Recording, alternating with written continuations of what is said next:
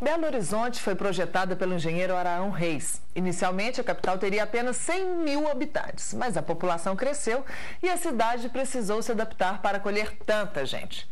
Para isso, foi preciso verticalizar. Dados da prefeitura mostram que o número de apartamentos aumenta numa velocidade bem mais acelerada do que os das casas. Para explicar sobre isso, eu converso agora com o arquiteto e urbanista, vice-presidente do Instituto dos Arquitetos do Brasil, Sérgio Missior. Isso mesmo? Falei errado, né? Missior. Certinho. Ah, então agora eu acertei. Tudo bem, Sérgio? Tudo bem, boa tarde, Angélica. Boa tarde.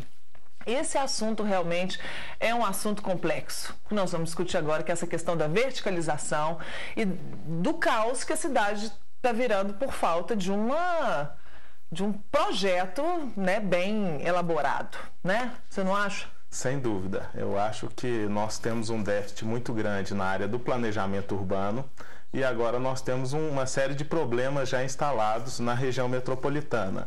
E o planejamento ele tem que dar conta de duas questões. Uma de apagar um incêndio, ou seja, em relação a problemas imediatos, mas sem perder de vista as questões de planejamento de médio e longo prazo. Afinal de contas, a região metropolitana tem que ter uma abordagem, um planejamento que leve em consideração os próximos 20, 30, 40 anos.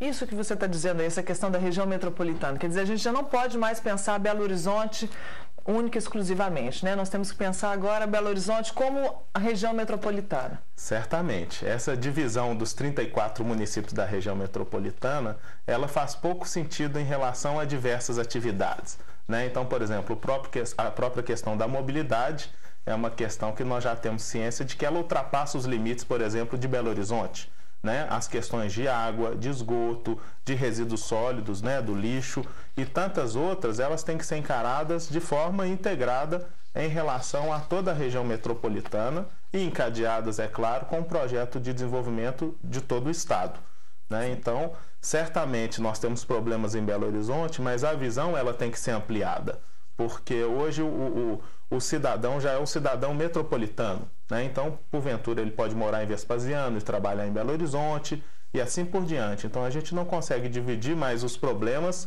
né, dentro das regiões administrativas propriamente ditas. É importante esse planejamento integrado e, nesse sentido, o próprio governo do estado, a sociedade, tem dado uma atenção especial para a região metropolitana.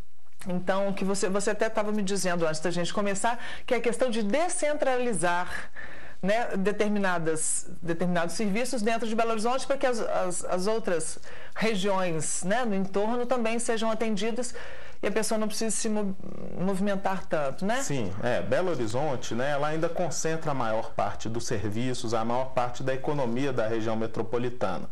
Naturalmente, ela já divide espaço com Betim e Contagem, que tem atividades também de caráter industrial e atividades complementares. Mas hoje todo o sistema viário, toda a questão da economia, do serviço, do próprio turismo e do entretenimento ainda está muito centralizado em Belo Horizonte.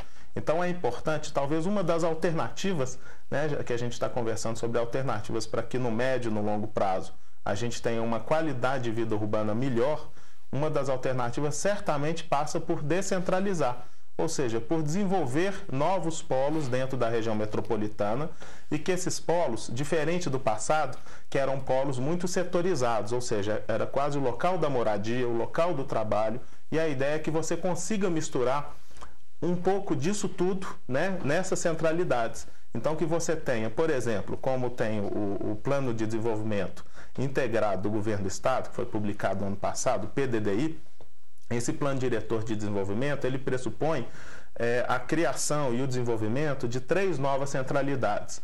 Uma mais ao norte, né, próximo da cidade administrativa e do próprio aeroporto de Confins, onde você poderia ter ali trabalho, lazer, moradia, serviços, diminuindo então a necessidade de deslocamento dessas pessoas para Belo Horizonte. Uma outra centralidade, né, que já se anuncia há um bom tempo, seria a região oeste, ou seja, junto aos municípios de Betim e Contagem, que hoje tem um caráter industrial, um caráter de serviço, mas também precisam agregar outras atividades, como comércio, como entretenimento, moradia, né? Isso tudo atingindo todos os segmentos da sociedade. né? Não se pode imaginar mais que a região metropolitana vai ser zoneada como uma área para alta renda, uma área para classe média, uma área para classe baixa. Não, a sociedade ela tem que funcionar de forma integrada. E por último, a terceira centralidade seria justamente na região sul. Junto ali da região onde hoje nós conhecemos como a região do Alphaville ou Lagoa dos Ingleses, aonde seria interessante a implantação de indústrias de tecnologia limpa, juntamente com áreas residenciais, serviços, entretenimento, e aí nós conseguiríamos iniciar esse processo de descentralização, né? E ao mesmo tempo esse processo tem que vir acompanhado do quê?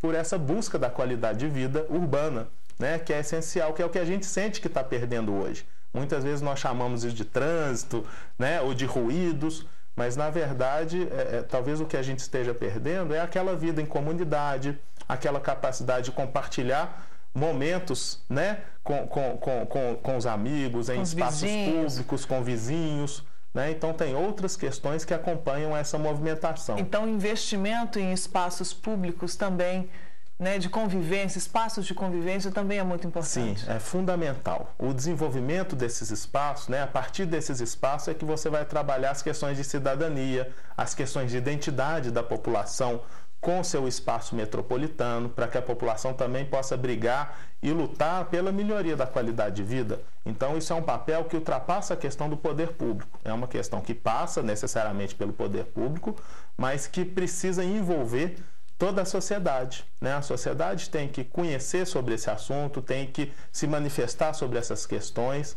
né? E tem que participar da melhoria da qualidade urbana. Mas essa questão também de qualidade de vida também passa pela questão da qualidade do transporte coletivo, né? Porque fica as pessoas não conseguem se adaptar a esse transporte, que realmente é muito precário, e acabam investindo no carro, investindo numa moto, o trânsito piora e piora tudo para todo mundo. Então, a base de uma parte desse problema vem do transporte coletivo. Sim, hoje nós estamos vivendo as consequências de algumas opções que a gente tomou no passado. Uma dessas opções foi realmente investir, priorizar o transporte individual, o transporte por carros, né? E como que as outras cidades no mundo estão se desenvolvendo e até buscando processo de revitalização, investindo em transporte coletivo de qualidade, para que o cidadão tenha cada vez mais espaço nessa cidade e não o carro.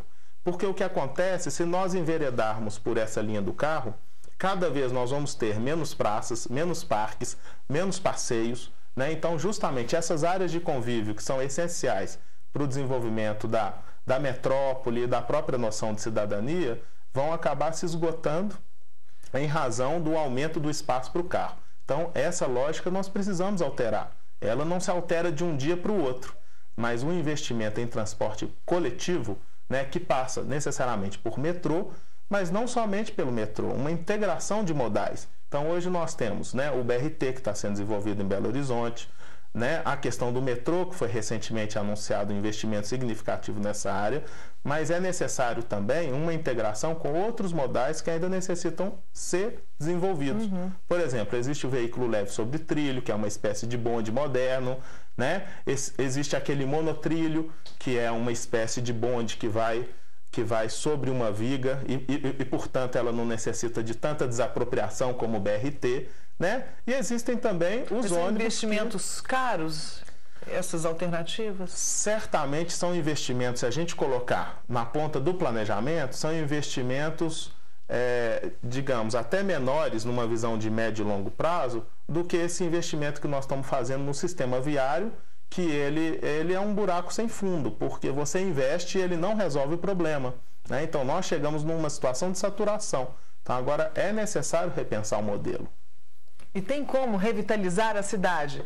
Existem alternativas que a gente possa pensar em todos esses problemas e tentar resolvê-los daqui para frente, aos poucos ou a longo prazo? Sem dúvida. Eu acredito que a cidade tem solução, né? E essa solução passa necessariamente por planejamento e, claro, gestão participativa.